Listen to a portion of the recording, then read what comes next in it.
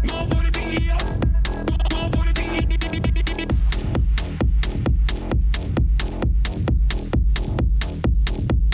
going on, everybody? I hope everyone's having a fantastic evening, afternoon, pre-noon, no matter where you are in the world. I'm Hassan Piker, and this is the HasanDaily broadcast coming to you live from sunny California, Los Angeles. Folks, we're live and alive, and I hope all the boys, girls, and MBs are having a fantastic one, because today's a beautiful day. Today's a wonderful day. Today, it's the Kayatola birthday. Happy birthday, Kayatola. Kaya. Oh, okay. Well, Kaya, please. Boom.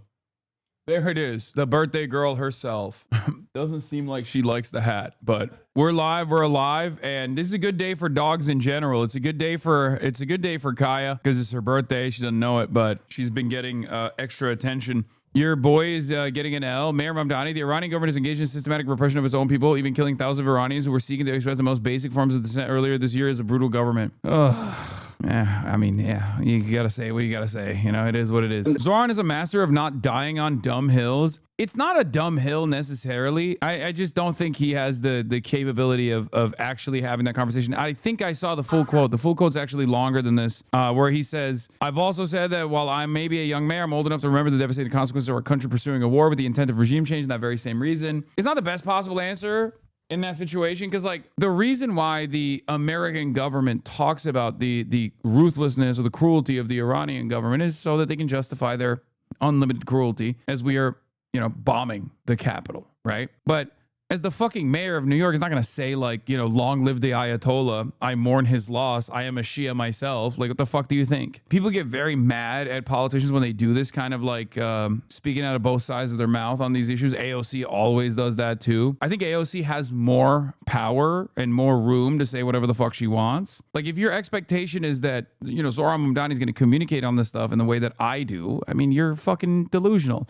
You have to remember, like, even back on October 8th, October 9th, I was very open about like who was ultimately responsible for this cruelty that we saw, this violence that we saw, but like it was still very clearly the design of Israel.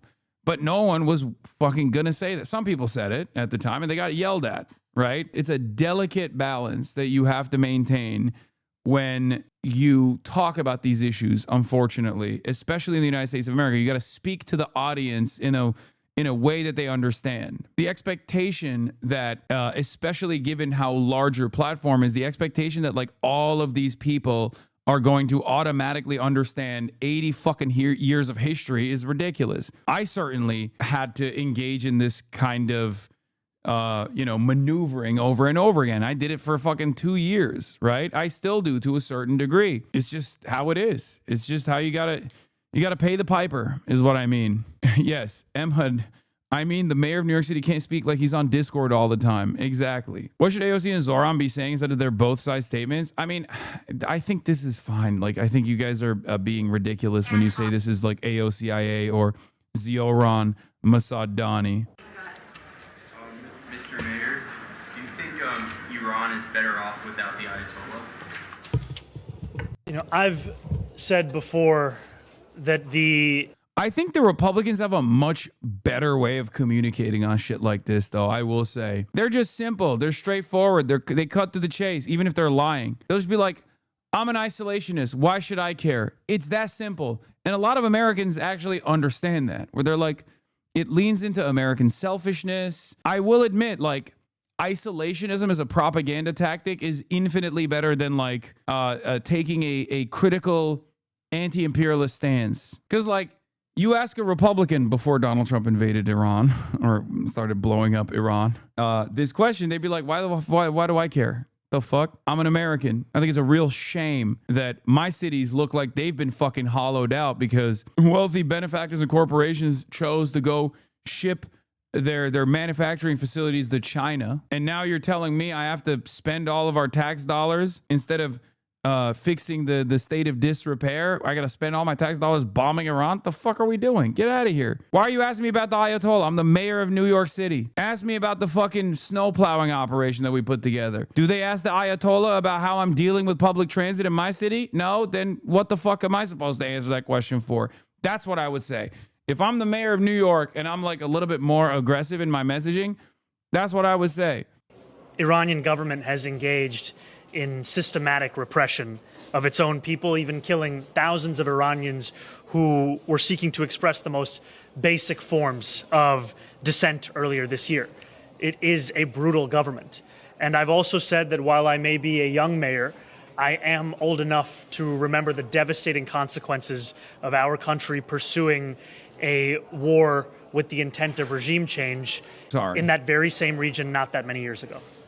He's best to just avoid these sort of geopolitical traps than he can. At best, nothing comes out of it. At worst, they get a horrible clip. He stands to gain nothing. I agree. But you also can't say, I'm the mayor of New York, I don't have an opinion on this. Like, because then that kind of makes you look silly. You know what I mean? Because everyone has a fucking opinion on this. And low-key, the Chomsky method here, not all of it, not the best friendship with Jeffrey Epstein, but like, the method of saying I'm an American citizen and I can only control things within my realm of power and my sphere of influence.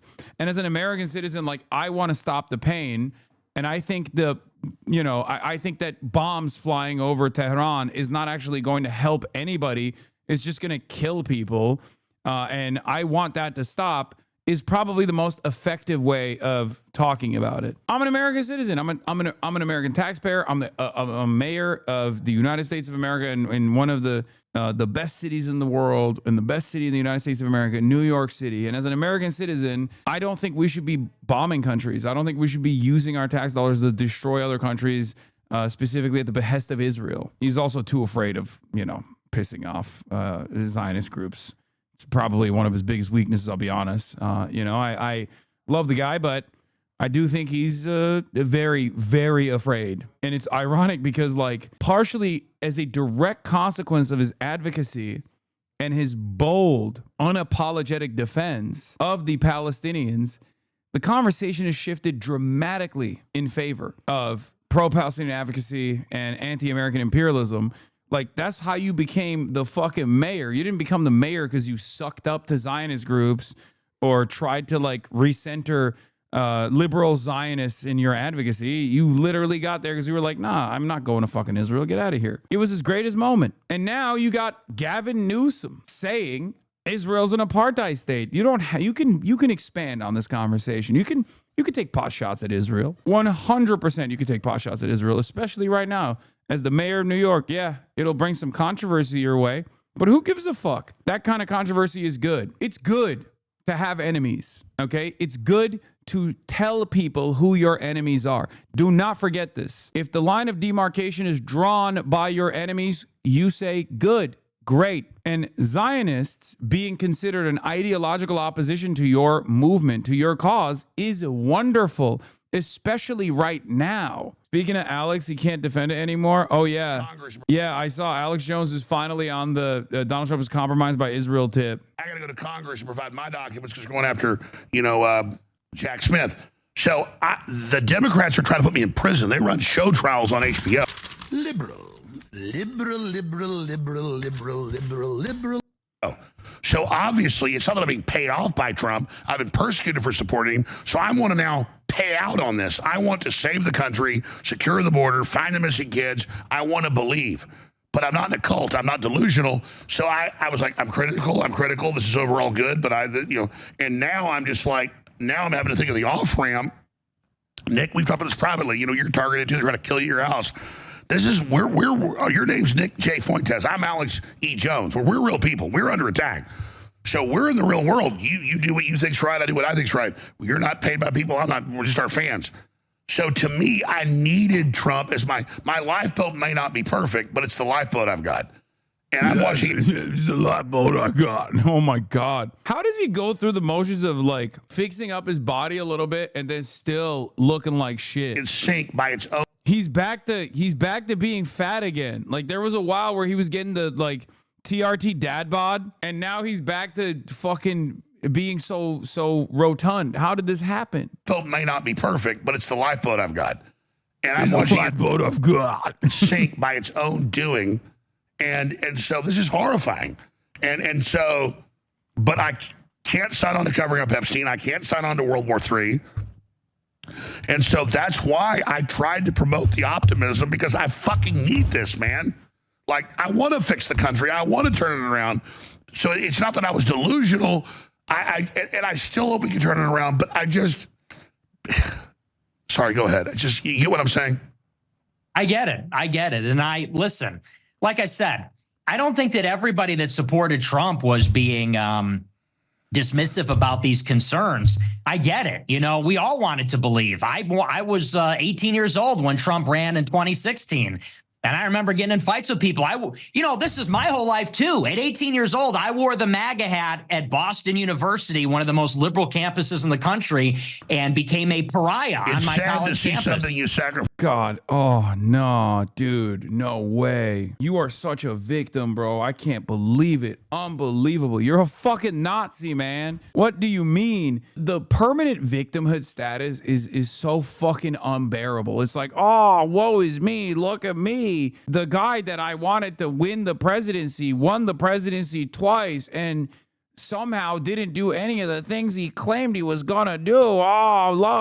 We are forcibly dominating American politics and I'm still fucking crying. We. It's like, what do you want? What the fuck do you want? You got it. You got your fucking pedophilic president who's doing everything, once again, at the behest of the almighty dollar, the interest of capital. That's what he did last time. That's what he's doing this time. And also Israel. It's not like he wasn't fucking literally the president of the Knesset last time. He was. All these fucking dumbasses that are like, oh, I hate Israel. I hate Israel. You all sucked the fuck up. And you ate Trump's dick as Trump was getting back shots from Benjamin Netanyahu over and over again. It is so frustrating. It's like, oh, I can't believe Donald Trump would be the biggest dick rider of Israel. It's like, really? Were you fucking comatose when he moved the goddamn embassy to Jerusalem? Were you comatose when he set up the Abraham Accords? Were you asleep? That's what I mean when I say these guys always, and I mean always, do this thing. And Nick Fuentes has done this as well, where he's like, I'd be in support of Israel if Israel killed Hassan Piker. I'd love Israel. You turned this whole thing around, Benjamin Netanyahu. Like, I know he's joking, but he's actually not joking in some ways, because these guys always do this thing. This is like what the new Groyper method is like. Actually, we'd be in support of Israel if Israel allowed us to build a white utopia. No, you wouldn't. You're just pro-Israel, okay? You're just jealous that Israel gets to have an ethno-state for Jews, and you don't get to design one for white people, which, by the way, don't even know if you're going to be a part of that ethno-state regardless, right? Who could have thought Donald Trump would be so invested in Israel's greater Israeli project?